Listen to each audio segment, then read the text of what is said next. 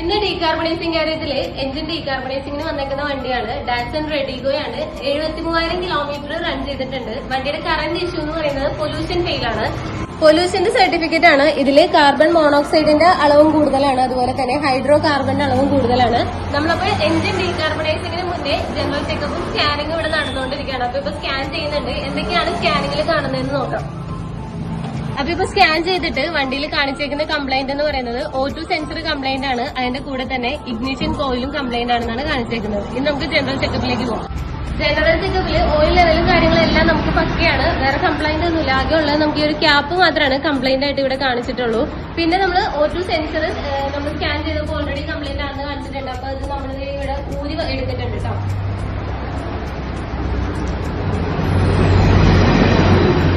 O2 sensor നമ്മളപ്പോ അഴിച്ചെടുത്തിട്ടുണ്ട്. അപ്പൊ ഇനി ഇത് നമ്മൾ ക്ലീൻ ചെയ്തിട്ട് റീഫിറ്റ് ചെയ്യാനാണ് പോണത്. അപ്പൊ നമുക്ക് ഡീകാർബണൈസ് ചെയ്യാലോ.